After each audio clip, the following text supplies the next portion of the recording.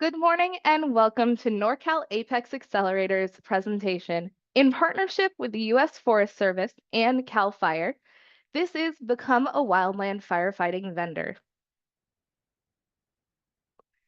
My name is Amanda Anderson. I'm the program coordinator for Norcal APEX Accelerator, and today I'm joined by a fantastic team comprised of James Forrest, the Norcal APEX Accelerator procurement specialist specializing in Forest Service forestry practices, as well as Craig Erickson, the team lead contracting officer for the U.S. Forest Service, and Jacob Lafort, the battalion chief of the hired equipment program with Calfire. Now, before I pass it off to these fantastic speakers for the main presentation, I do want to let you know a little bit about Norcal APEX Accelerator and how APEX accelerators can help you with government contracting. So the APEX Accelerator program is a nationwide network of over 96 centers that are funded to provide you with education and training to help you successfully do business with the government. From trainings and webinars such as this one to one-on-one counseling with a procurement specialist who can help you with registration, certifications, and more. Our centers are designed specifically to help businesses just like you with all of the things that you need to do to successfully contract with the government. And the best part about the APEX Accelerator program is that all of our resources are available to you at absolutely no cost. We will never ask you for any kind of payment information in any way, shape, or form. But what does that assistance actually look like? Well, at Norcal APEX Accelerator, we're able to offer our government contracting assistance to the 15 Northern California counties that you see on your screen. And we offer that assistance through three main pillars.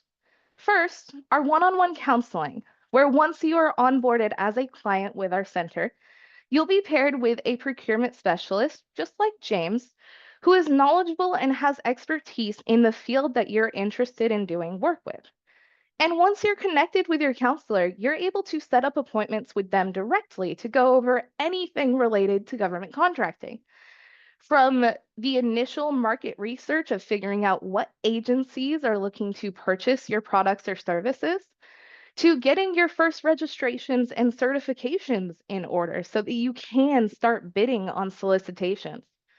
And your procurement counselor can even help you with the compliance paperwork, making sure all of the T's are crossed and the I's are dotted after you win your first contract. Another fantastic benefit of becoming a client of Norcal APEX Accelerator is you also get access to our custom bid matching software. Now, what this does, it allows you to sit down with your procurement specialist and define criteria that you are interested in regards to solicitations. So maybe your business can only perform work in a certain geographical location. Or maybe you have such an innovative product that the product name itself would be something you're looking for in solicitations that you want to bid on. Your procurement specialist can help you define this criteria.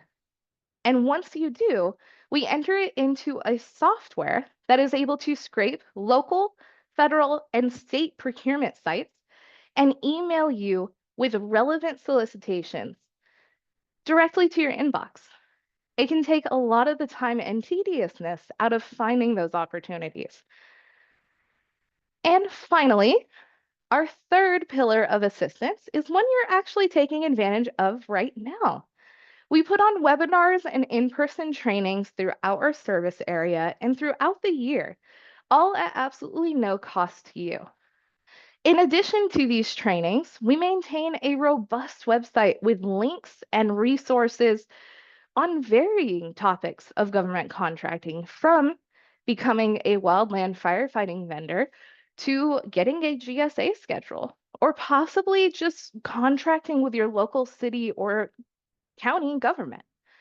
Our website has a ton of resources, and one of my favorite things is that the website and the trainings are available to absolutely anyone from anywhere.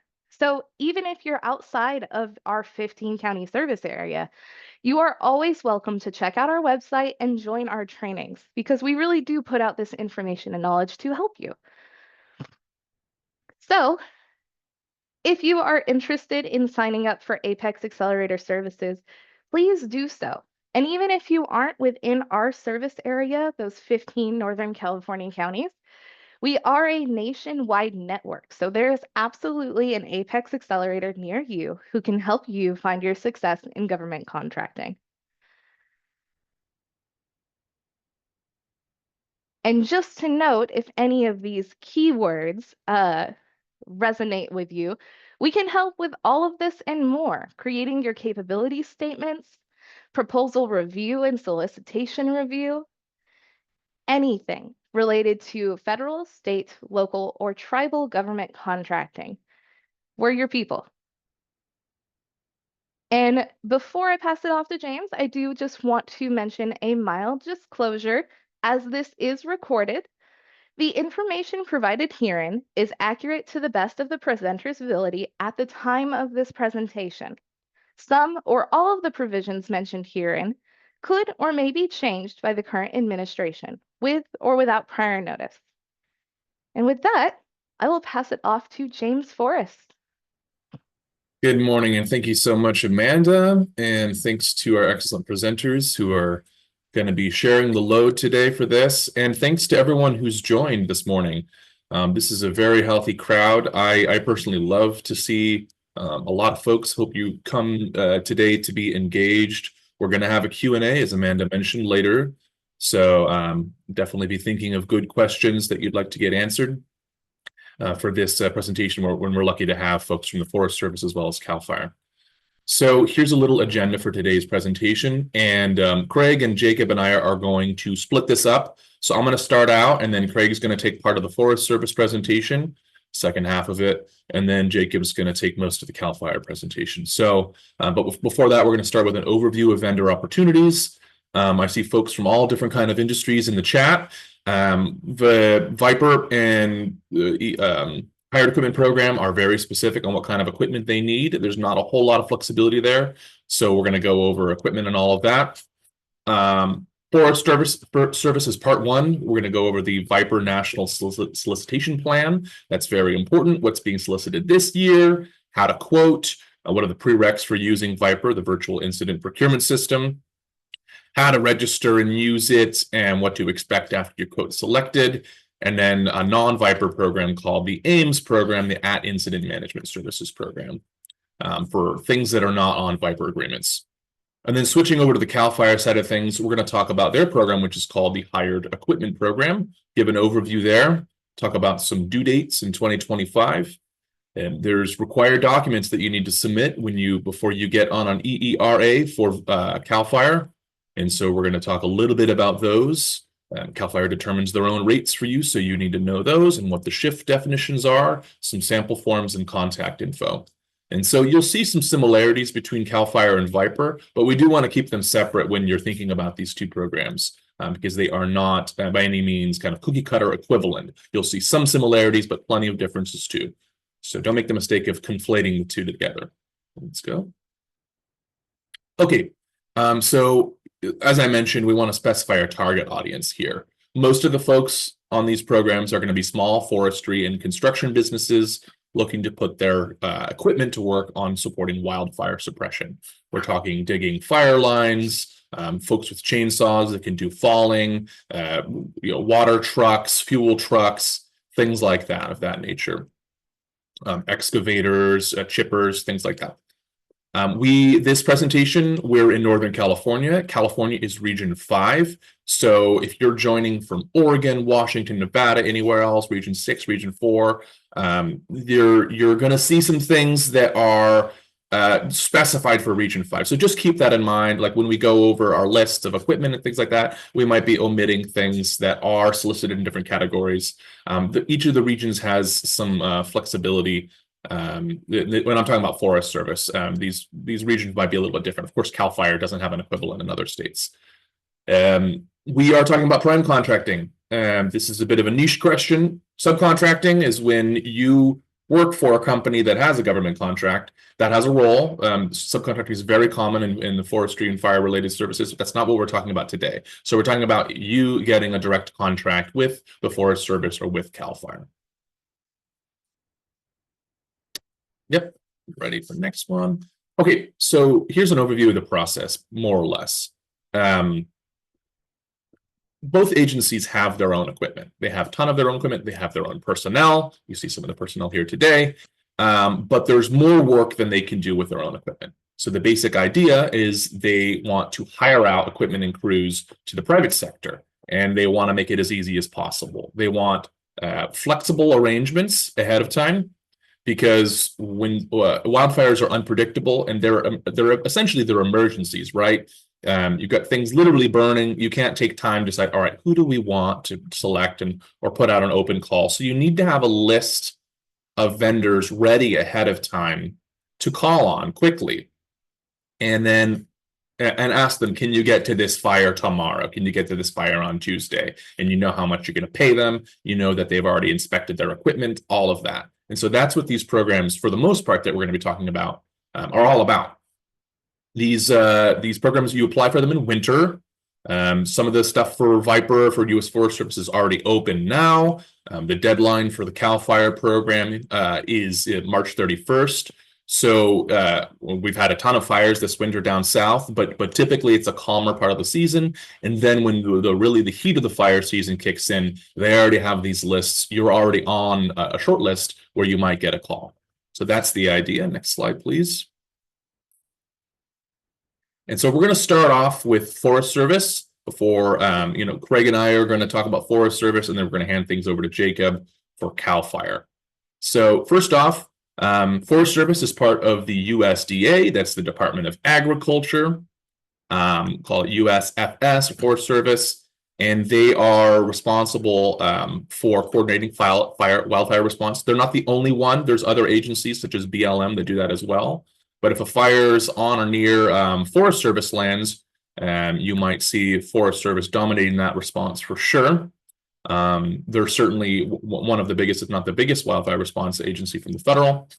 They do a ton of other things as well. So this is just one small part of a very large agency. And there's, of course, tens of millions of acres of Forest Service land in the U.S. California has no lack of it. And so they're a very big player on the scene here, as you might expect. Their program used to coordinate private vendors for wildfire response is called the Virtual Incident Procurement System, or VIPR, as we call it. I see a lot of folks spelling it with a Y or VIPER, like the snake. They put the PR is just for procurement. I think they wanted it to not just be VIP, which is already taken. So it's called VIPR, VIPR. When you get an agreement through VIPR, you're on what's called an incident blanket purchase agreement. And a blanket purchase agreement is basically what it means is it's not a guarantee of work. It's a list that you get on as an approved vendor, and then they can call you if they need something on that from that list. When you're looking in sam.gov, I'll talk a little bit more about that later. That's the system for award management. It's where the federal government hosts all their bids. You can search for I-BPA or VIPR space I-BPA to find VIPR incident blanket purchase agreements, solicitations, and you can read all of those and see which ones are open now. So very important to get the verbiage right and to specify it all out. Because you will need to be specific when you're trying to investigate these things. So basically, after you get on an IBPA with VIPR, here's what it looks like. If there's a fire, if it breaks out, if it's kind of in the region of the dispatch center where you've chosen, or the demand is great enough that they start pulling from other regions, and they need something that you have. Let's say you have a chipper, and they need to turn woody material into chips. So it's not a hazard. You might receive a call, like a literal phone call, and then they also just call it a call is a type of contract arrangement against an agreement. And so what that means is that they'll again like ask you if you can show up to a fire, bring a certain piece of equipment. You have a very short amount of time to respond. And once you do, then they arrange how to get there and all of that, and you need to check in. You do your work, and you could be out on a fire camp for weeks potentially, helping support the fires, rotating folks out who are manning the equipment, and then after that, you get paid based on your shift tickets and how much you've worked. Craig Erickson from the Forest Service is going to be talking more about that with the VIPR and the AIMS programs as well. So let's go ahead and do next slide here. On the other side, we've got the Calfire Hired Equipment Program. Again, like I said, similar in some ways, different in others. Calfire, as you might know, stands for the California Department of Forestry and Fire Protection. They are not a federal program, they're a state program from California. They are not restricted to certain plots of land. They do wildfire support in all kinds of wild areas and somewhat less wild areas, such as Los Angeles County in California. So you've certainly heard about them. They have the hired equipment program. There's a lot of differences. For instance, I'll just pull one out on this slide. So in VIPR, you need to do some research and decide what you want to bid. How much a day's worth of an excavator and an operator is worth to you. How much do you want to bid that? In Calfire, they determine the rates for you. You could look it up right now. In fact, you probably should if you're interested in it and to see how much they want to pay. So Calfire determines those rates based on the shifts. VIPR, you determine the rates, and then they shuffle you based on your pricing. So one of many, many differences here. Application has more documents up front than VIPR, but you are put in contact with a hired equipment coordinator who you can talk to before gathering the docs, and they'll sort of help orient you and go over the paperwork you need, make sure you're eligible, go all of that. So, and it's more regionalized. So there's different different units have different hired equipment coordinators that you can get in touch with, and so that's super helpful. And then if you go through this process, if you're selected, you receive an EERA, which is Emergency Equipment Rental Agreement. And then that's what's used to coordinate your involvement in future fires. Okay, so we're still talking about Calfire here. So similar to VIPR, Calfire, you apply for them in the off season, as I've mentioned. They don't guarantee any work. They put you on a list of vendors who can provide certain types of equipment. The solicitation cycles are 3 years. We're in the middle of one right now. If the need arises in your region, you might get a call for work. Sometimes it's a fast turnaround. As I mentioned, Jacob Lafort is going to be talking more about the hired equipment program at the end of the presentation today. So let's hit next slide here. Okay. So more deep dive into Forest Service, and this is the part Craig and I are going to be splitting. I'll start things off here. And just a reminder, if you put the questions in the Q&A, then we'll get to them at the Q&A section at the end. We're going to save all the questions for the end. And so just think of good questions if you're interested about anything that we're going over today. So the Forest Service in California, as I mentioned, is Region 5. We have a nice map here showing all of the Forest Service land. It is a lot, and it is split into 3 general zones: Northern California, Central California, and Southern California. And so we really pack it in tight in Northern California there, and it is quite far north. And you'll see that the Central and Southern are kind of mixed in together. VIPR is used by all of these different regions, so they're all relevant. Let's go next slide. So let's talk about what the Forest Service buys. And the reason for putting this slide up here is just to draw attention to that. You could do business with Forest Service under all different kinds of categories of business. So we don't want to give the impression that they're only hiring excavators and chippers and fuel tenders and things like that. Look what's on here. They do construction, they lease services, housekeeping, anything that was required to run a large federal agency. They need management services, et cetera, architecture, engineering. But right now, if you would just click the next slide there, we're talking about the fire support services. So everything else in this list, if you offer something like that, great. There are avenues for contracting for you. but that's not what we're talking about today. We're specifically talking about wildfire support. Next slide. They have a great website. It is their Forest Service procurement page. I put the link there. You can also usually just Googling USFS space VIPR will get you to this page as well, in my experience at least. Although, maybe my browser just knows the kind of page I'm looking for. A lot of different things on here. They've got contacts, who to get in contact with. That's very important to see who your local branches, your local equipment coordinators, and things like that. You can look up dispatch centers in California or wherever, whatever state you're in. That's very important as well. You have to pick a dispatch center that's within a set distance from where your equipment is being housed. There's compliance checklists. You've got the participation manual catalog, which tells you all about different typings for your equipment and what kind of requirements there are for each category of equipment, so you don't waste your time going through all this administrative process only to realize that your equipment is not eligible, for instance, or you're mistyping it, misreading the rates and all of that.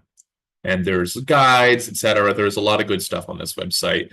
You can even look up your competitors' quotes, so you can see what folks have currently bid or bid in the last cycle. For instance, last June or May, you can see what certifications they have, contact information, what kind of equipment they have, what type it is, their daily rate, their overtime rate, their their mileage rate, depending on the resource category. So there's a lot of stuff you can do on the website. Highly recommend taking a look at that if you haven't already. Next slide, please.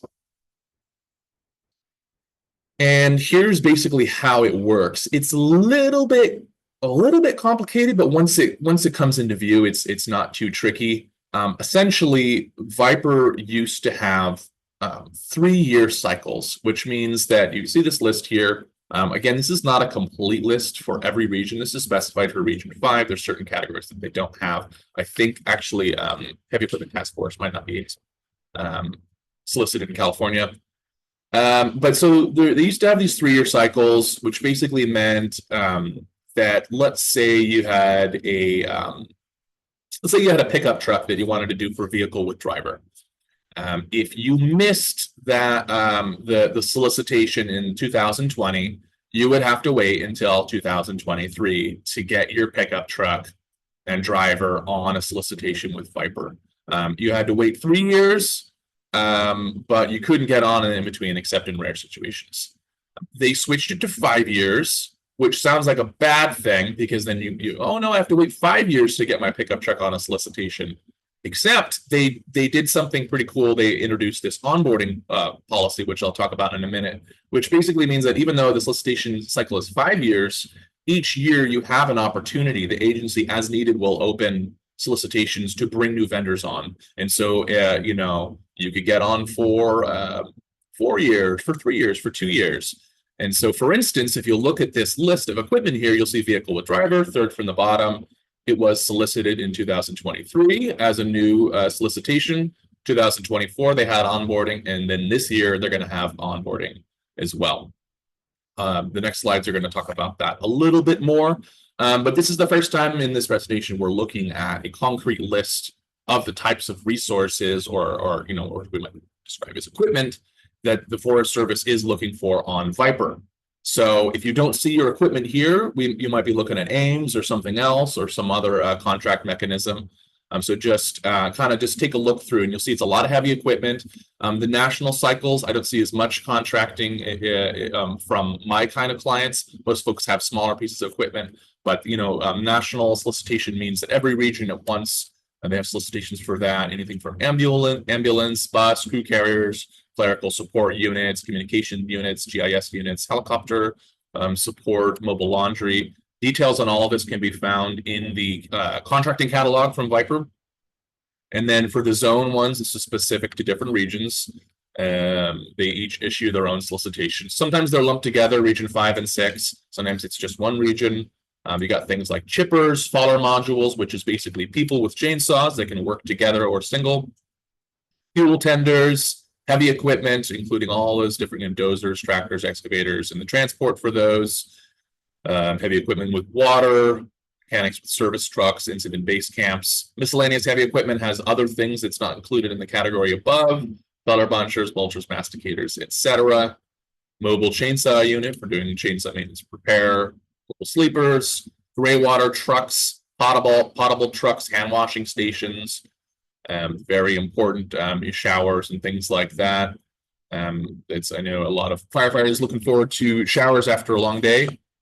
Refrigerated trailers, vehicle with driver. This is a popular one. If you have a Dodge 2500, if you got a Ford F-150, if it meets the specs, you can drive supply runs, personnel runs on Forest Service fires. Then, of course, there's water handling equipment like engines and water tenders, things like that, weed washing units. So this is an overview of all the different solicitation categories here. You'll see the check marks on the years when they were opened. And we only need to look at the last 3 years, even though it's switched over to a 5-year cycle now. The ones that have new solicitations are in the 2025 column there. Everything else is an onboarding. So let's go to the next slide and we'll talk about what that really means. As I mentioned, this is a relatively new process, started in 2023. They are going to bring new vendors every year as needed. And I think most categories, except for, I think you mentioned fuel tender as of now, are open. So that's kind of a rare situation. This is the first year when every solicitation category has been open to some degree, or almost every solicitation category has been open to some degree for the Forest Service VIPR program. So there's never been more opportunity for vendors to get involved. So let's go to the next slide here, and we're going to talk about the new solicitations. These are going to be 5-year solicitations. They're brand new. It's not an onboarding situation. So you're getting on right at the base here. And these are going to be opening up in mid-February. I mentioned a website called sam.gov, System for Award Management, before. These are all posted on sam.gov. You don't need to have a VIPR account to take a look at the solicitations when they're opening and all of that stuff. Just you don't even need to log in on SAM. Just go to sam.gov, go to your search bar where it says search, click on contracting opportunities, and then in the keywords, type in VIPR space I-BPA, VIPR Incident Blanket Purchase Agreement, and you'll come up with a list of solicitations that are open. They're not open yet, but they will be open in mid-February. You will see some onboarding ones that are reopened, older solicitations from 2023 or 24 that have been reopened. So I won't go over these again. You can see them on the screen here. These are the new solicitations. So it's not nearly as many as the onboarding one, but it could be nice to get in the base year. So you got a full 5 years to look forward to after you're on there. Next slide, please. And then these are the onboarding solicitations for 2025. As I mentioned, you'll be getting on in the middle of the year. You can see the chart on the right. You can see what year they've opened, which tells you how many years you have left in the solicitation cycle. And I've broken them down from national and zone-based categories. Amanda, if you could click once more, we can bring up the next bubble here. This is all the rest of them except fuel tender is not open yet. So, but most of these are open in sam.gov already. So they started with, I think, gray water and a couple other things, and then they're going to be opening all of them. So you're going to have an opportunity to get any of these on a VIPR agreement this year. And so just keep this in mind. If you want to bid on these, the time is now. That most of them are going to close sometime in late February, if not all of them. So you have about a month. A lot of these close on the 25th of February. So you got to get registered in VIPR if you're not there already. You got to get registered in SAM and then connected with VIPR e-authentication account. We'll go over that. But there's a number of things you need to prepare if you're just starting out from scratch right now. And if you want to get on a VIPR onboarding agreement, you got to hurry. Next slide, please. Okay. So SAM registration is required. This can take a week or it can take a month. It really depends. You need some documents. You need to validate your business if you're not there yet. You need to answer some emails, things like that. SAM is not specific to VIPR or Forest Service. SAM is for every vendor in the whole country or in the whole world that wants to do business and get paid from a federal agency. So it's a vendor support platform across the board. I'm starting this now. If you haven't done it already, we can help. So please reach out to us quickly. Let us know you have a time-sensitive request. You need to validate your entity. This can take a week. Sometimes it can take a couple days if everything looks good. You need to prove your company's address and start date. This is very important. A lot of folks get started in the wrong direction and ends up taking more time. You need to use a physical address where your equipment's located, not a PO box, virtual space, coworker space, equipment warehouse. Don't use your cousin's address in a different state. It should be an actual address. A lot of folks use a home office. Some people don't like putting their personal home address out there on the internet. I don't blame you.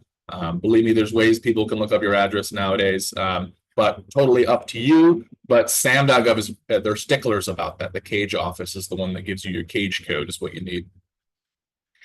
And as I mentioned, we can help you walk through this. There's a lot of questions on SAM.gov, which are kind of obscure. You might spend 15 minutes trying to research each question, and we can just tell you, nope, click that, click that, click that. So we'll save you a ton of time if you work with us.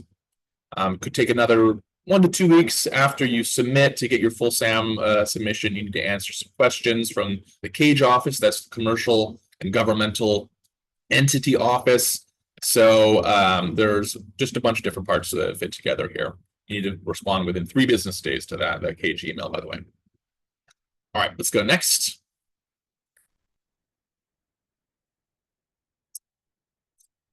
Okay, and I will note things have just recently switched around with the relationship of e-authentication and VIPR. So I think some of the slides are a little bit outdated. It's a very recent change, but the gist is the same. So I'll sort of narrate some of the changes that I've noticed in the client accounts recently. So basically, once you have your SAM registration, you need to be able to log into VIPR. The USDA has a system called e-authentication. We've given you the link here. And if you go ahead and click, Amanda, we'll show you how to get started. You click on create an account, click again. It's a little bit non-intuitive, but the page looks different now. But essentially, you're going to select customer. Next. Next. It's going to connect you, instead of bringing you right to this page, it's going to connect you with login.gov.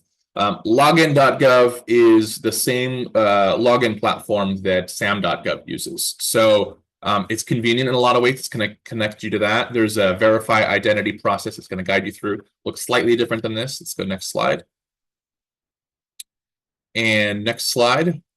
Basically, if you click verify my identity online, next slide, it's going to send you a text code to your phone.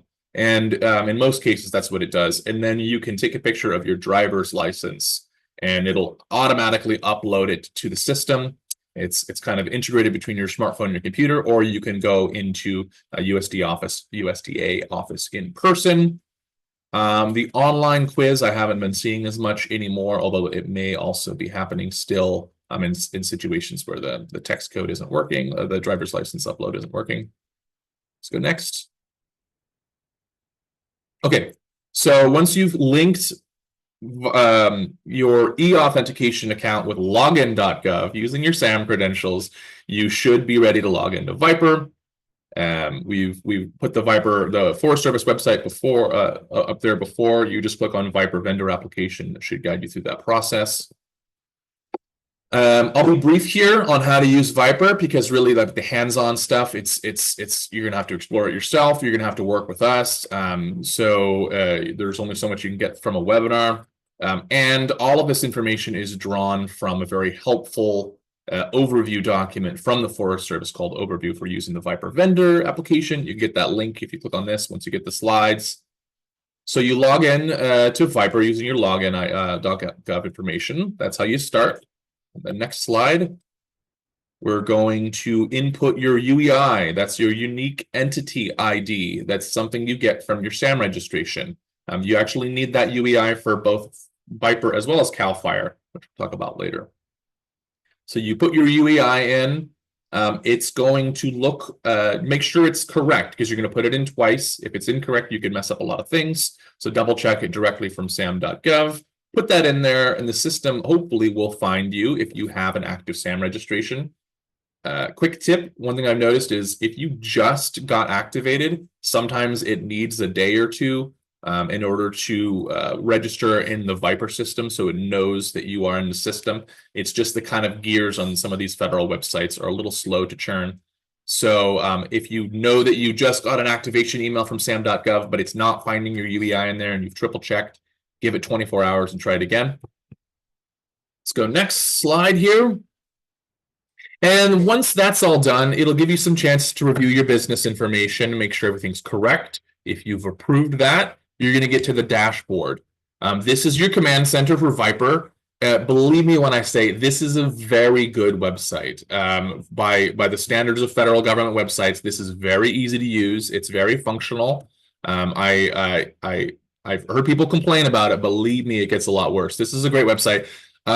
So this is what it looks like. You see these different tabs in the top. These are related to, my company, my resources, my quotes, my agreements. Those are documents that are related to you. Open solicitations is for everybody. So if you click on open solicitations, you're going to see all the different resource categories available in your region. Next slide, please. So what I like to do is after you've reviewed your company information, make sure that's all correct. Go to my resources. Next. And this is what it looks like. If you have resources already, it's going to show them in this list down here. Pay very close attention to the last update or the year. It will tell you what year that those solicitations have been added and if they're on any solicitation cycles from that year. And you'll see, maybe the same. Let's say you have a truck. It'll have the same truck. If you've been doing it for 10 years, it'll have the same truck for every 3 years. On there, and so you'll see it multiple times, but it'll have different years. So that's just one little tip. When you're ready to add a new resource, click on that button on the right with the green plus, add new resource, and it'll bring you to this page. Amanda.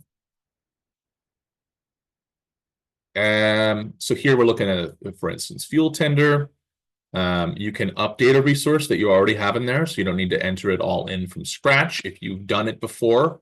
But if it's brand new, go ahead and put in your VIN number for whatever kind of equipment it is. Equipment ID, a lot of folks get hung up on that. That is something you can make up. So people have nicknames for their trucks and things like that. Don't lose any sleep over it. Something that helps you identify what it is.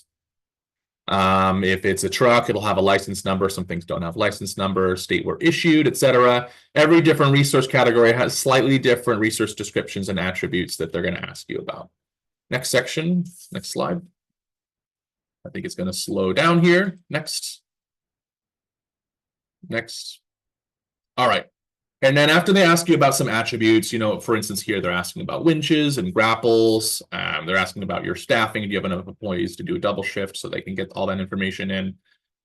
There's always going to be a technical eval document section. So basically, they used to do in-person inspections where you had to bring your equipment at your own cost to in-person centers where they do visual inspections, things like that. It's much easier now. You just have to take pictures and upload them into the system. Word of advice, be very, very judicious when you're taking the picture. Be very cautious. They don't want a single inch of the bumper cut off. If there's a winch, they don't want that cut off. They don't want you to get artistic with the angles. They don't want anything blocking, they don't want it to be taken in the pouring rain, so you can't really see, things are blurry. So take a nice clear day. If they're asking for a left side, just go 90 degrees, left side of the truck, show everything, don't cut anything off. Make sure you can see all the attributes and everything like that. So just follow these instructions and think like a robot when you're taking these pictures, because you want them to be very clear. You want to be kind to the person reviewing, because it's very convenient to be able to do virtual inspections rather than the in-person ones. They quite often will need things like, photo of the VIN plate, different sides of your truck or your vehicle, whatever it is. They might, for fallers, for instance, they need you to upload resumes, proving that you've got the required experience to be falling on a fire line. They might need you to upload documentation proving that for instance, your water tender is USDA food grade, things like that. Let's go next slide. Next. All right, and so that's basically how you enter the equipment in here. I'm going to hand things over to Craig, who is going to tag team and take the rest of the VIPR presentation here and talk about AIMS as well. So I'll hand things over. Craig, thanks. This is your third or fourth year joining with us? Yeah, I think that's correct. It's probably the third or fourth, something like that. Yeah, Craig's a great help, so you're in good hands with him. So take it away, Craig. Thank you. Great. So my name is Craig Erickson. I work for the USDA Forest Service. I am a contracting officer, team lead contracting officer. I've been doing contracts for a long time and working at incidents and with the fire equipment for, geez, it's probably almost 10 years now, just specifically. But before that, I was doing construction and all the other types of contracts that James mentioned before. And so I work in the west zone of the equipment and services branch for the Forest Service. And so we manage the equipment and services for Region 6, which is Washington and Oregon, and then California, and then some of New Mexico and Arizona. Some of theirs we do also. So today I'm going to be going through a few things. Talk about the quoting process, the technical evaluation process, what happens after the quote submission, a little bit about price analysis and the way we do that, awards, published DPLs, and then self-statusing into IROC. And then we'll mention a little bit about the AIMS source list, and that's for everything other than the VIPR equipment or other contract equipment. I know somebody asked a question about mobile showers, and those are on separate contracts. So they don't really play by the rules that we're talking about here.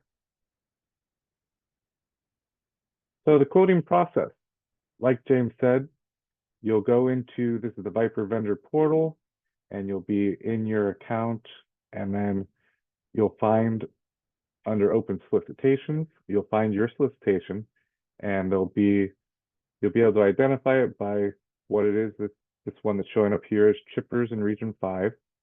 And then to start the process, you'll hit that little play button, which starts the wizard so that you can submit a quote for resources that you have already loaded in there. Next slide. And then once you get through that, let's see. So the VIPR system will walk you through completing the quote. The process, you'll upload all the requested documentation, the photos James was talking about, and then the VIPR system will, yes, it will not let you submit your quote until you have a picture in each of the spots that it wants a picture in for those technical evaluation pictures. And then to really learn more about what they're looking for in solicitation under section E.2, that will tell you basically everything that they want to see. And then the VIPR system will ask for everything that's in there, that's listed in E2. And documents could be validating that the resource exists. Resource typing is correct. There will be some questions about, for say, a water tender. They'll want a slip showing that you drove through and got it weighed with water and without water, so that they can measure how many gallons your resource carries. The VIN and serial number are correct and accurate. So yeah, definitely want to have a clear picture of that. And if you don't, then like if our technical inspectors can't really see what it is that the picture should be showing, they will reach out to you and ask for a new picture, and most likely give you a timeline and say, please submit a new picture within 7 days so that they can continue with their process. They have a lot of stuff to get through. Also ask for certificates for resources. I know heavy equipment with water, Skidgens, they have a separate certificate from some kind of engineer where they have to certify that your equipment is safe. And then training certificates and resumes for fallers, and training certificates are a big part of water handling for engines. Make sure that all the engine bosses and firefighters have their training. Next slide. So once you fully complete and submit your quote, the system will give you an email. You want to make sure that you get that email, because if you don't get an email, then it's most likely hung up somewhere, and you might not be all the way through the full process. And you need to get that confirmation email before the solicitation period closes, because once it does close, there's really very little chance that we can open it up for you or for anyone. And that just keeps everything fair. There's a time period, and it's all got to be done in that time period. And then, so after you do get that, the solicitation period ends. The regional contract operations personnel, there are technical experts, and they'll start going through, examining all of your submissions and make sure that everything meets our requirements that we need for our resources and equipment. If you're found acceptable, you most likely will not be notified by anyone. So if your resource is awesome and it just passes straight through the technical evaluation, you're not really going to get noticed until we award. And awards, most likely, we definitely get them all done before June 1st generally. And some of them we do get done before that as well, but definitely by June 1st. So we're ready for the fire season here in California. And so if you're not found acceptable though, you will be contacted by email, most likely by one of our contract operations personnel, and they will be emailing to the email that's listed in the VIPR system. They won't email any other email. It'll just be to that one. And so you do definitely need to be able to check emails on whichever email is in VIPR. Correcting the discrepancies could require your quote to be put into negotiations so that you can go in and change things. You might need to change the typing depending on if we determine that you have more gallons than a certain type, because the water tenders, there's a type 3, a type 2, and a type 1, and they each take different gallons for their tank. So we will put you in negotiations, and then you'd be able to correct that kind of a discrepancy. Next slide. All right, price analysis. This is a big topic for federal contracts. How are these agreement pricing evaluated? So the President and Congress gives us rules that we have to follow, and one of them is that as a contracting officer, before we make an award, we have to determine that the pricing is fair and reasonable. And per the federal acquisition regulations, which are also the rules from Congress, the way that we have to do that is by competition. So we get all the quotes submitted in, and then we look at all those quotes, and we can basically, using averages and things like that, and we can see where the pricing is. And if somebody is just like, double or triple the price, then we're gonna be, that would not be fair and reasonable, and we would be needing to negotiate with that person. Not everyone will be negotiated with, because we have a pretty good idea of what pricing should be. And we've been doing this for a long time. We have a lot of history, and I'm sure you as the vendors know what pricing is. All the current pricing is available on the VIPR website. You can go and look at other contractors' pricing, see what they're pricing, and just as a gauge, of course, you don't want to copy what other people are doing. It's a business decision that you as the business owner will make as to what your pricing is. And yes, we use competitive quotations and offers, and that's basically the best way to establish our pricing. Next slide, please.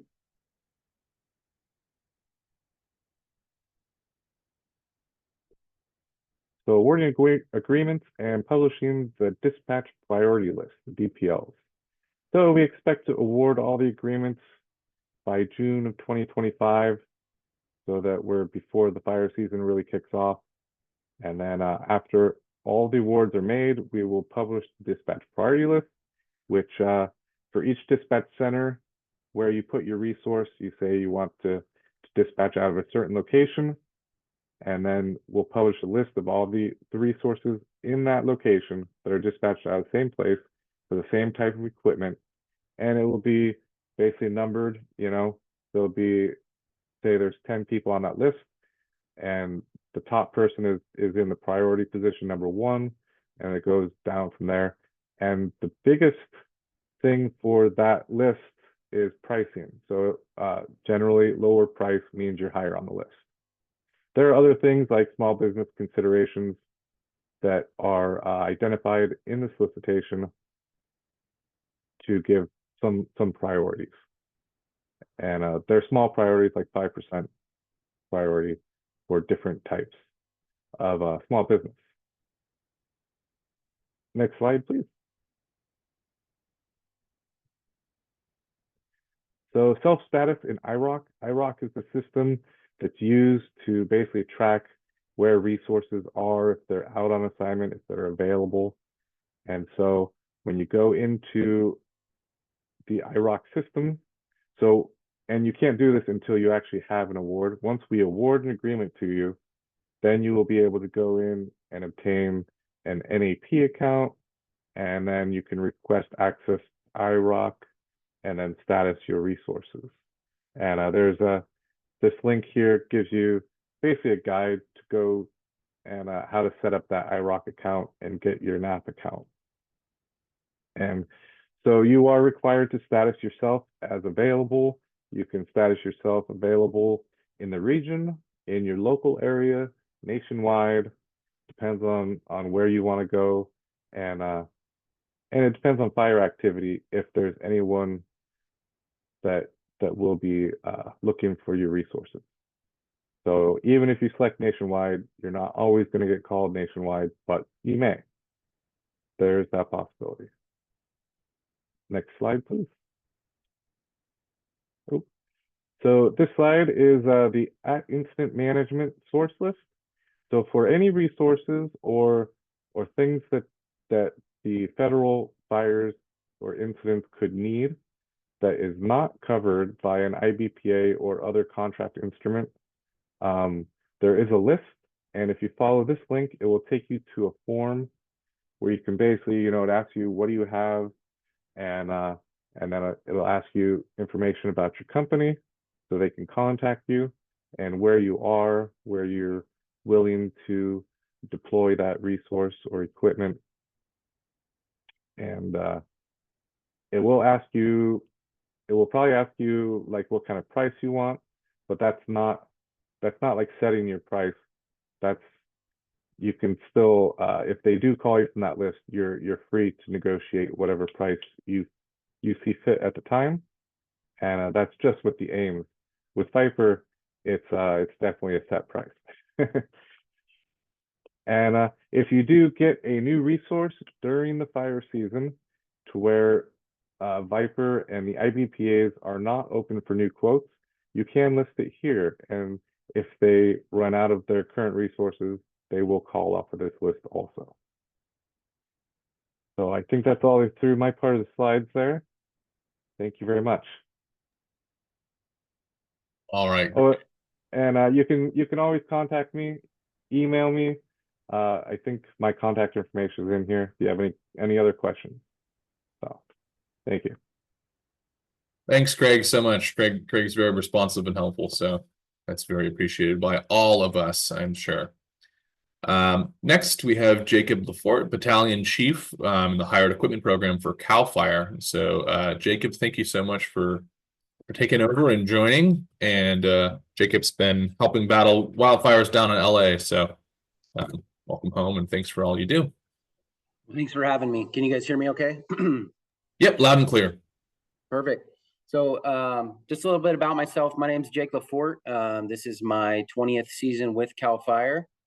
And I'm my second year of working in the hired equipment program. So little history of our hired equipment program. We've kind of got a little facelift. Our positions are fairly new. Mine and I have two other partners in the state. So we were part of the direct mission support budget change proposal that gave the program more staffing.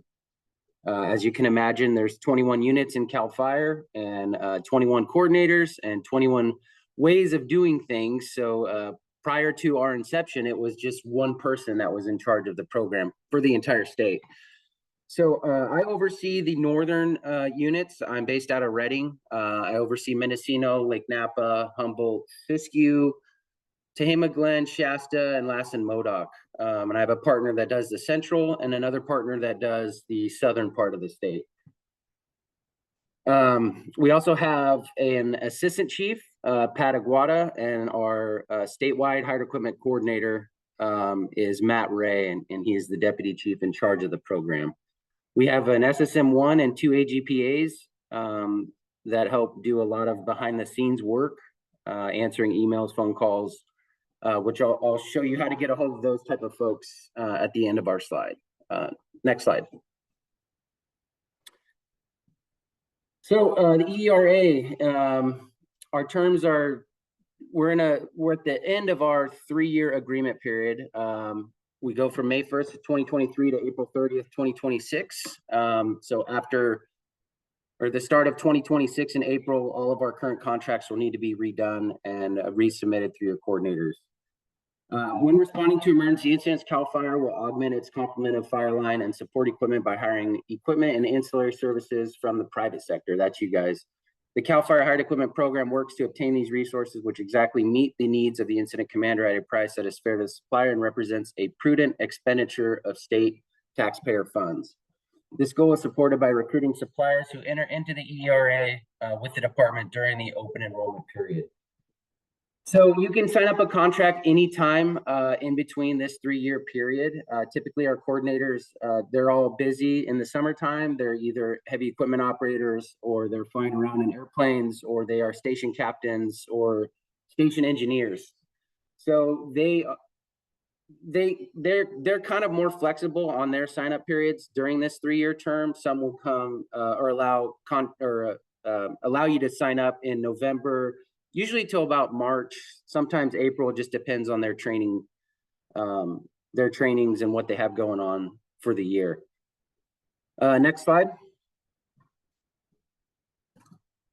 The hired equipment program supplier manual is what defines our rules and standards required for suppliers and equipment in order to be eligible for the program.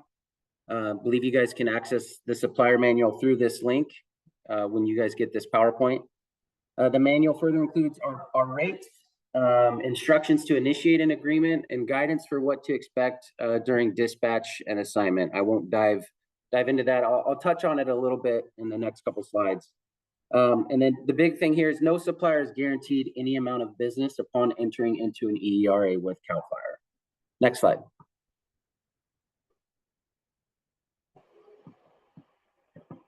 All hired equipment vendors must provide legal copies of the following for each pieces of equipment. We ask that you have, current driver's license, vehicle registration, vehicle insurance, liability insurance. That can be found on page 13 in the supplier manual. Current workers' comp, current hired equipment safety training cards, which are now the safety diplomas. Current annual safety inspection by the state of California Commercial Motor Vehicle Repair and Maintenance Facility, or by the CHP Commercial Division. So that piece kind of changed. We had a CHP come to one of our workshops year before last, and basically it is put back onto the supplier now to provide those annual safety inspections on meeting the requirements of Title 49 of the vehicle code. So you guys will have to reach out to either a local mechanic, or if you have one that works for your company that is licensed to provide those inspections, they can do those inspections themselves. You have to have a current DVB or small business certification if applicable. You don't have to have those certs to be a supplier with us. They just help you in our tiered ordering system. You got to provide a 24-hour contact number, proof of ownership, title, or bill of sale for every piece of equipment signed up, including your trailers. Basically, anything that's on your EERA, you have to own it and provide some sort of proof of ownership for that. And then our water tenders, when we sign them up, we will be doing pump tests on those. The local unit coordinator will. Next slide.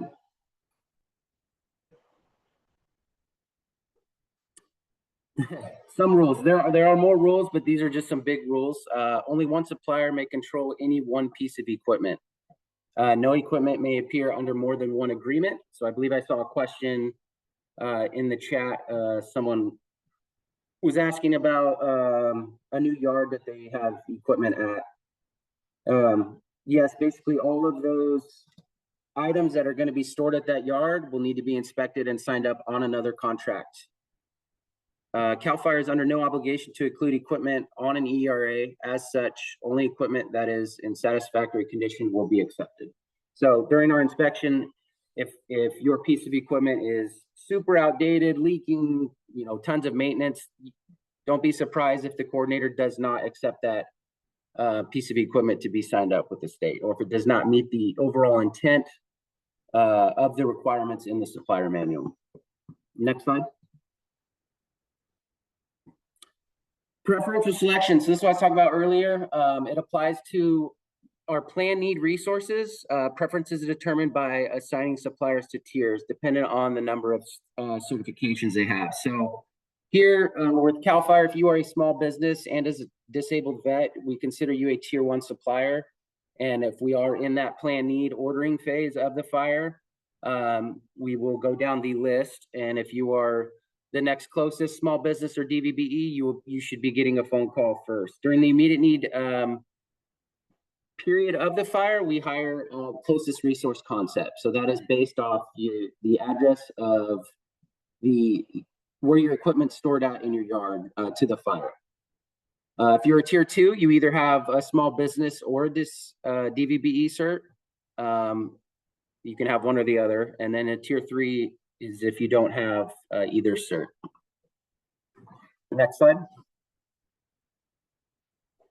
So rates and shifts. So we pay based on a reduced, standard, or extended shift. So an extended shift is anything greater than 16. A standard shift is 8 to 16 hours. And our reduced shifts are up to 8 hours. And this is just an example of our reduced, standard, and extended rates for our dozer categories.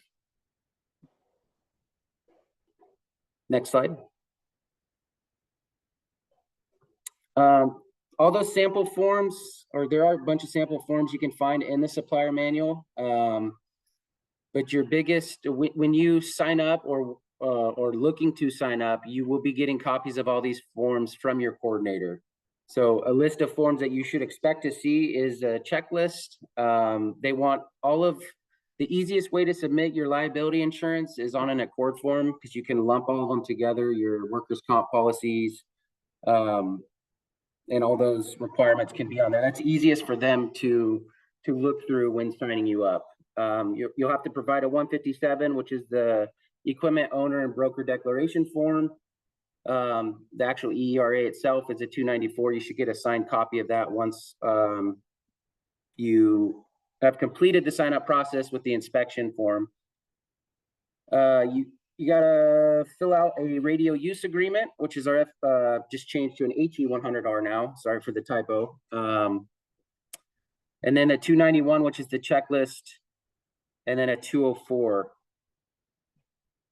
which is our payee data record. So that's how you'll get your supplier ID and being put into Fiscal so that the state can pay you. Sorry, I'm getting another invite for a meeting right now. All right, next slide. This is a list of all of the current equipment that we are allowing to be signed up. It's all outlined in the supplier participation manual. with all of the requirements and pay rates for each item. So when you get some time, if you have those pieces of equipment, you want to sign them up, reach out to your coordinator. Next slide. And this is our public facing website. Amanda, if you can click on it or drag it in. I just wanted to go through it. Up at the top, we ran into this summer, or I'm sorry, not this summer, this winter in January. This is the time when our coordinators are typically signing up or updating contracts. So it was very abnormal for us to have fires in LA and have all of our equipment and our coordinators pretty much be committed. So with that, we had some of our supplier safety awareness cards were expiring. So we put out a temporary directive to extend those through March, just to get us through the Santa Ana's and the wind events down there. But here is where you'll get that type of information. If we have to do something like that, we'll put it on here so that you guys can see it. And if you scroll down, it kind of talks a little bit. Here's a link to the supplier manual. When you do become a supplier with us, the middle section, keep scrolling. This is where you can send updated information. We have our staff that I was talking about now monitor this email box. They'll reply to you usually within 24 hours, depending on how many emails are coming through, but they will actually take your insurance updates, because if your insurance expire, your workers' comp or your liability, that will actually set your contract inactive in our ordering system, which is HEMS. And our staff will go in there and update it, and they'll email the coordinator, as well as, you know, the coordinator helpers, whoever's helping out in that unit, just to make sure that they get all the documentation. There's a section on here to obtain your UEI number, and then keep scrolling, contacting your coordinator. If you click these accordions, all of your local hard equipment contact numbers are here. There's a map. There's a map to see which county, or based on what county you're in, which unit you would contact. Keep scrolling. There's the incident safety awareness for hired equipment suppliers link. You know, if you're a DGS or small business, there's links in there. And a checklist. We added a link for a checklist for preparing your 294 of what to expect when you get in contact with your coordinator. We also have a phone number down there, and then another email. That's the SAC hired equipment email number. So if you have questions, concerns, or I was helping someone else out in the chat, if you can't get a hold of your coordinator, email the SAC hired equipment number, call that number. Our gals will prompt us to prompt the coordinator. So if you need further assistance with that, that's kind of what that's there for. Questions, concerns, basically that's your route right there, is to go through that, and then you'll be put in contact with either one of myself or one of my partners, and we'll hopefully get you the answer you're looking for. That's all I got. If there's more questions, I'm more than willing and more than happy to answer them. We certainly got questions. We got questions. But thanks. That's really good with the website visit and everything like that. Like, as I mentioned, that's a good website as well. It's a nice thing about Calfire. They put you directly in touch with the unit coordinators there. Okay, so thanks so much, Jake. Let's go next slide here. All right. This is just a slide saying that we want to see you succeed. Here's a little screenshot of our current team of procurement specialists. I am not working alone here. I am the wildfire guy and a generalist for all kinds of contracting, but we have folks that are experts in all manners of federal contracting, GSA, DBE, DOD, and all the acronyms, and a great team of people working in California and beyond. So if you're looking for services related to wildfire or outside of that, please apply for our services. We got a website there. Of course, it's plastered on every slide as well. So we'll be talking to one of our intake coordinators. And I guess, Amanda, you're going to go over upcoming events here. Yeah, I'd love to take a moment just to let everybody know about some of our other upcoming events. One in particular, if you are interested in doing wildland firefighting contracts, you may look into getting your Hub Zone certification. This is a federal certification that we will be hosting an overview of on February 11th. Or if you're looking to pivot and maybe get into contracting with other California state agencies, we would love to have you join us for our third and final session of California Contracting 101 with California DGS OSDS. The third session is contracting with the California state government, going over the vehicles and the way that they issue contracts. So if you'd like to join us for that, please register for that February 20th event. And then if you're interested in one of our in-person events, we will be in San Francisco on March 14th, joined by quite a lot of state agencies. I believe we have 8 or 9 state agencies confirmed for this California DGS presentation and networking session. So that is very exciting. It's going to prove to be a great event if you were able to join us. And if you are interested in any other trainings or educational content, please do check out our website at apexnorcal.org. And I'll go ahead and pass it back to James for all of these great questions. Amanda's right. We do got some great questions. So now we have the Q&A. We got about 15 minutes or so to do questions. And we already have about 10 questions right now. So we'll get through them. You might have noticed that we've been answering questions in the Q&A as already. We've answered 27 questions. So please follow along in the Q&A. If you have questions, put them in the Q&A, not the chat. The chat is crowded, folks. We've been using it for networking and all sorts of stuff. So if you put a question in there, it's not getting into our queue, and you definitely want to get into our queue. So I'll be jockeying the questions here to our 2 panelists as well as myself. First question comes from Vern Williams, who's asking, how do I get my water handling certificate for a hand washing station? And either one of you could answer this.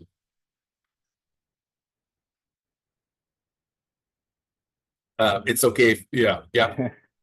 So with the U.S. Forest Service, with our IBPAs, we do a lot of hand wash stations, and I'm not sure what a water handling certificate is for that. I don't think that's a requirement for hand washing stations. It's not a requirement for Calfire. All of our requirements are outlined in the supplier manual under that specific item. Yes, and for the Forest Service, it would be in the section D is where we would outline all the requirements and specifications for those resources. And there's also the VIPR has a contract catalog, which has kind of, quickly referenceable information. So you'll see all the requirements in either the solicitation or the catalog. All right, Paula is asking, who provides foods, drinks, and snacks on site for workers? That's not exactly in the scope here, but maybe you two could say something about that. So yeah, there are a lot of lunch providers. We generally go to companies that provide a sack lunch, and I know Calfire has similar things, a sack lunch that has all that in it. And we pay per sack. And for the Forest Service, that's kind of something that comes along with our national caterers. When we order a national caterer, they will supply those lunches or get somebody to supply them. But if we don't have a national caterer, then that Ames list is a good place to put your information, and they might be able to call you from that. So right. for Calfire, all of our, I don't know the exact number. We have mobile kitchen units provided from our CDCR conservation camps that our inmates will cook food for breakfast and dinner.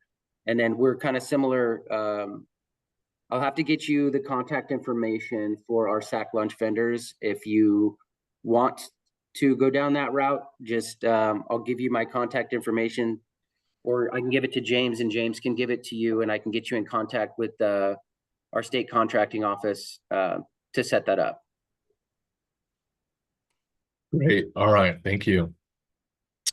Let's go back to open questions here. Andrew Palkofer is asking, they do post-fire rehab work, dozer line and other forested terrain cleanup. Is this part of the IBPAs or EERAs for fire or solicited in some other way? So most of what we're talking about today is actual emergency contracting for wildfire incidents. As I understand, there's different contract mechanisms for post cleanup that's not considered emergency contracting. For instance, for the foresters, they've got the stewardship blanket purchase agreements that they're using a lot of. But maybe Greg and Jake, you could say something about that as well. Yeah, for Calfire, usually it's still ordered the same way for our suppression repair type items. It'll still go through the ordering system. It'll be a plan need request. And then based on the need for the equipment, we'll work it into our suppression repair plans on the incident. And usually those go on for a week or two, usually after the main threat of the fire has stopped. Oh, it's good to know. Yeah, and with the Forest Service, that would be kind of considered a BEAR project, which is a burned area response, something like that. And those generally don't use the VIPR agreements. They use the contracts that James was talking about.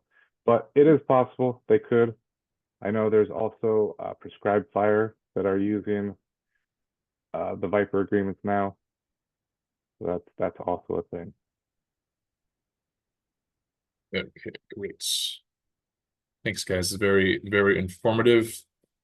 Anonymous attendees asking, do you use RVs to serve as mobile offices, rest stations, or living spaces for recovery efforts?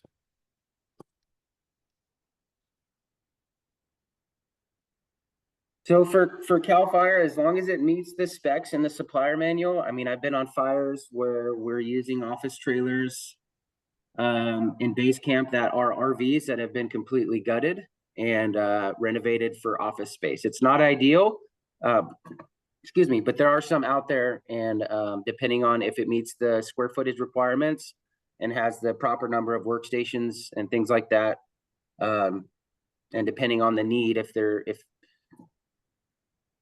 depending on how many we have signed up for that year, you know, yeah, we could sign those up. We have seen those. I've seen those. If that makes sense. Yeah. Oh, great. All right, we got a lot of questions here. Ebony's asking, I created a new type of irrigation system. This is addressed to Jake.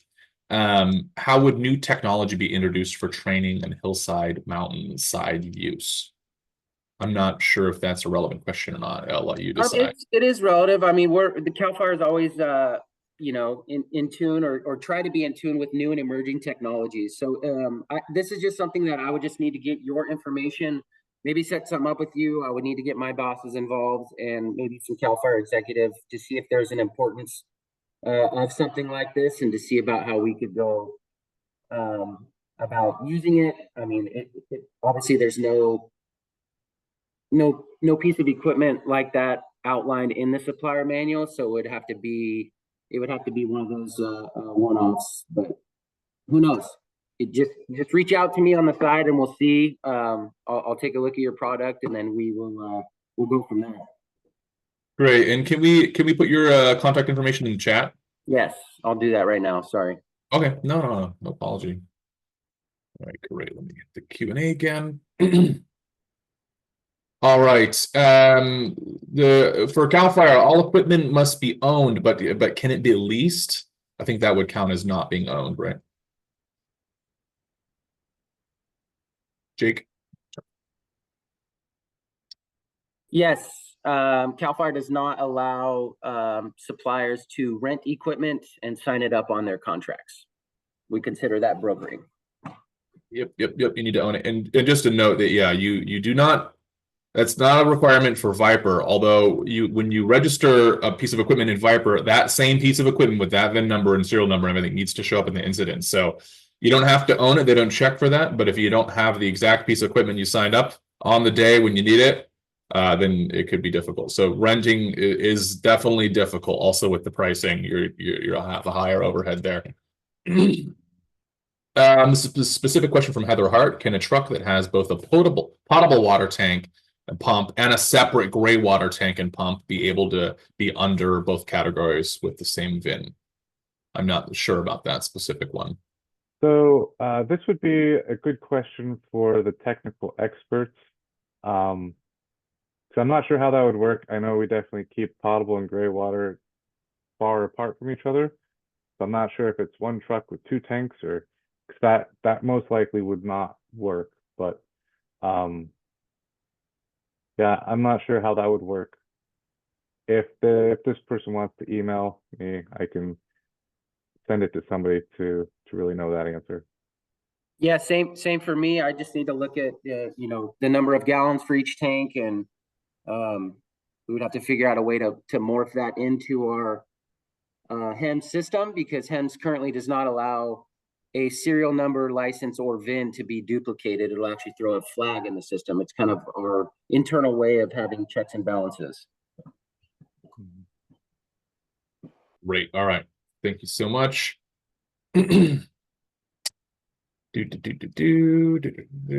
see. Jacob, Jennifer's asking, after signing up with Calfire, how long does it take to do an inspection of the vehicle? Does it need to be done before March 31st? Is there someone coming to inspect the equipment? Yeah, so your coordinator should have should be the one scheduling that with you. Once they get all the information needed to build your EERA, they will then go out and do your inspection. So if they're not doing that, please reach out to me. Okay, we've got more questions about ownership. So, I mean, I think we've been pretty clear. You can't bring another equivalent piece of rented equipment. You need to own it. Dustin, your question's a little bit complex for now. Go ahead and take that offline and email one of us about it. Marvin's asking, are there opportunities for electrical contractors for temp power or other electrical needs? We always are hiring on ERA for generators. That's what they're talking about. So we do a lot of generators. And we do allow generators to be signed up as well. Okay, great. Someone's asking, are the training requirements for VIPR and Calfire the same for heavy equipment operators?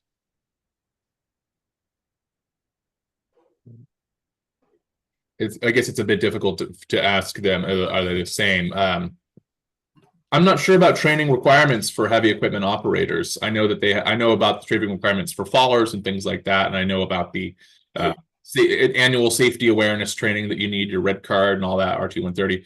But I'm not sure about specifics for heavy equipment operators. Do you have anything to say about that for your own? As for Calfire, that's not something that we have outlined or to validate your requirements for operating heavy equipment. Typically, if we see you out on the line and you're operating in a manner that's unsafe, is typically when we will handle that accordingly. Yeah, for the Forest Service, I think in section D, probably D.3, it would go over personnel training and requirements. So in that solicitation, you would probably need to look there to see what was required. I know what for at least for the transports, you have to have a equipment operator. Yeah, I'm not sure if that's an actual license or not.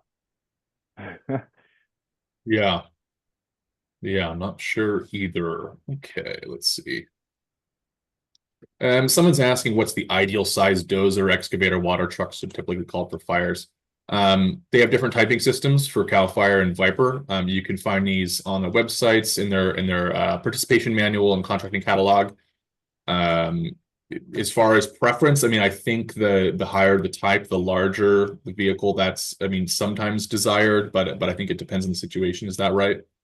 Yeah, for Calfire, we utilize a lot of type 1 and type 2 water tenders, especially the 4-wheel drive type 2s, because they can get in areas that are a little bit tighter.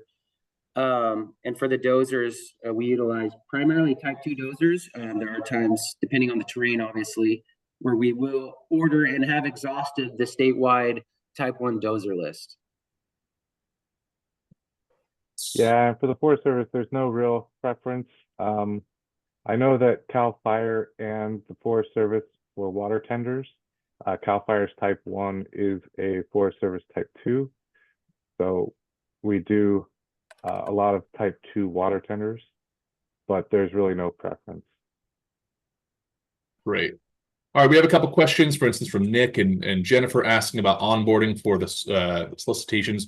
All of this was covered earlier in the presentation. You can see in the slides, most onboarding categories are open right now in sam.gov, or if you log into VIPR, you'll see them in open solicitations. New solicitations will be coming out in the middle of February. Typically, I mean, from what I've heard from Craig, we expect most categories to be onboarded each year unless there's exceptions. And we have some questions about folks buying new equipment, trying to plan ahead, and just, you know, as a business advisor, just be cautious investing in new equipment, expecting to get a return on your investment for emergency contracting. It can be lucrative, but none of this is a guarantee of work. So there's a reason each of us put that in our presentation. You know, you can make a ton of money, but just be cautious buying new equipment and expecting that you're going to get a call. You never know if your dispatch center is going to have fires. You need to bid just right. You need to meet all the requirements. So just a word of caution there. Someone's asking, Darlene's asking about payment. How long does it take to get paid after an incident? Go ahead, Craig. Yeah, so with the Forest Service, we go by the federal acquisition rules, and those generally say that we will try to pay within 30 days. And then after that 30 days, there will be a small amount of interest that is collected on whatever is not paid. So the Forest Service, on a Forest Service incident, we're actually pretty good about it. We kind of turn those around within a couple weeks to that 30 days. Other agencies are a bit slower, and I'm not talking about Calfire. I know you guys are good, but like there are other federal agencies that generally do not meet that 30-day requirement often. So Yeah, so we are the same. You know, we try to pay within 30 days. So after a supplier leaves an incident and goes through the demo process, your pay documents go through a pretty substantial auditing process. They go throughout the team level if an incident management team was activated, and your payment package there is audited 3 times before it gets sent over to BSO, which is our budget services office. And then it goes to URBU, and then gets audited from URBU, and then gets sent over to state controller's office. So we are always trying to find ways to speed up that process, speed up that auditing process. Calfire is migrating towards a more digital application and forms of capturing your shift tickets. At the end of every assignment, you would typically get a paper copy. Here in Malibu, on the Palisades incident, we went 100% digital, and within our digital application of capturing your shift tickets, it produces now a invoice, which is a summary of all of your days on the incident. And that in turn becomes your supporting document on your 61, which is your pay document. And that alone right there has sped up our processes tenfold. So bigger fires, I think on the Park Fire, we tried to close out some pay documents at that 2-week realm, just to help get these suppliers paid, help get you guys paid faster. But once it goes through our auditing process and it hits BSO, it's kind of out of our hands, unfortunately. Hope that was helpful. I try to be transparent. All right, folks, we still have a ton of questions. They're coming in. You might have noticed I've skipped a lot of questions. People have very specific questions about their own service and category. There's a number of different things you can do. You can get in touch with us and we'll help you do some market research of where that service or equipment might fit into the contracting landscape. We're getting some questions about how to jump on a fire right now that's happening right now. Unfortunately, you know, like as we mentioned, these are pre-existing agreements, so you need to get on ahead of time. I'm not myself familiar about how you might jump on a fire right now. I think it's a little late to try to get on wildfire response right now. So for instance, for VIPR, if you apply right now, you don't get your agreement until June. So we're not looking at a super fast turnaround for these kind of things, like jumping in. You might look at subcontracting, working with existing contractors that might be working on the LA fires, for instance. You could get hired on as an emergency subcontractor or something like that. But but I just thought I would want to address that there. And I think we're just about out of time. It's been 90 minutes. That is it. Thanks for all the questions. I know there was a ton we didn't answer, but feel free to follow up. We have the contact information for Jake. We've got the contact information for Craig. And if you want to get in touch with me, please go to our website, Norcal APEX Accelerator. apexnorcal.org, and you're going to see an apply now button, and apply there. You can request me, and we can go through all of your questions in plenty of time. If you're in our service area. Some requirements. Fantastic. All right, And man. thank you, everybody, for joining us today. And thank you, Craig, Jacob, and James, for such a fantastic and informative presentation.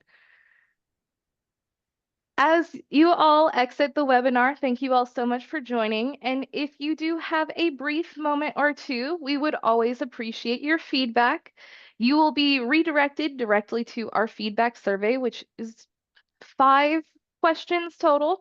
So if you do have a moment, we would always appreciate how you felt this webinar went, what kind of webinars or trainings you'd like to see in the future, and just let us know how we did. We really do these trainings for you, so the only way that we can make them better for you is if you let us know.